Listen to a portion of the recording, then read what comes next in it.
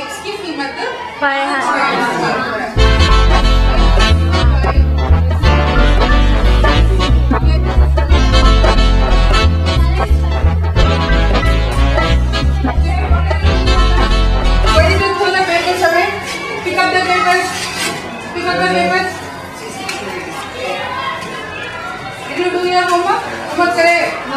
Why did you not do your homework? Come on, get out.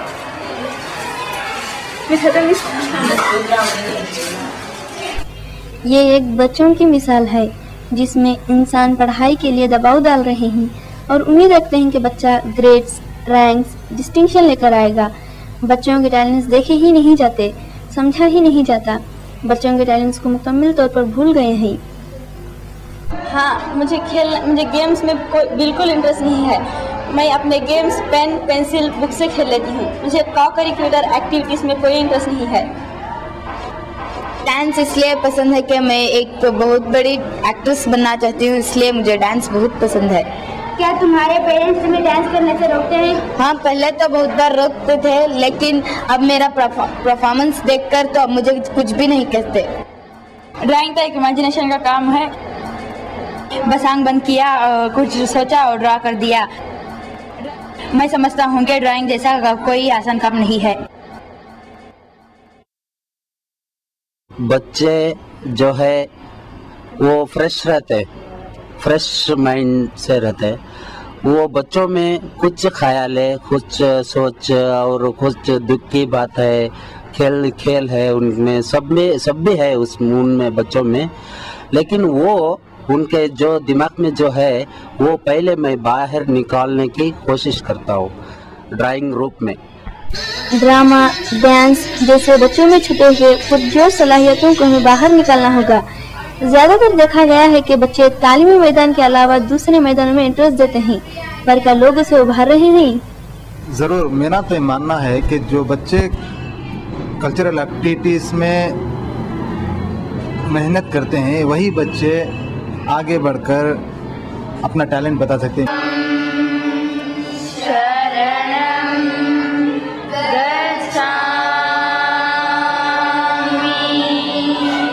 Her parents को चाहिए कि बच्चों के टैलेंट को छुपाने के बजाय इनके टैलेंट को आगे बढ़ाना चाहिए।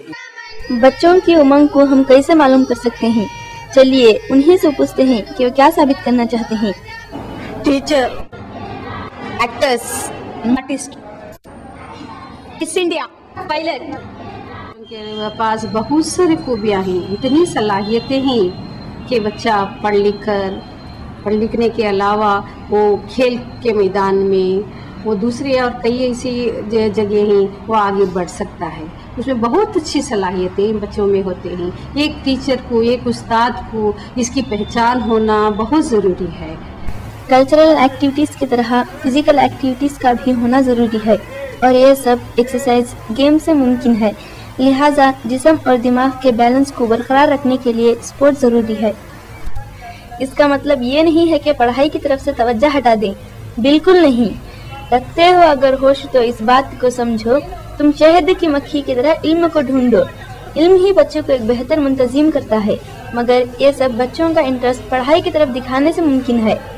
बच्चे जब ये ग्रुप में होते हैं तो बआसानी अपना काम अंजाम दे सकते हैं और बच्चों की ये भी मांग है कि उन्हें ज्यादा से ज्यादा आज़ादी मिले।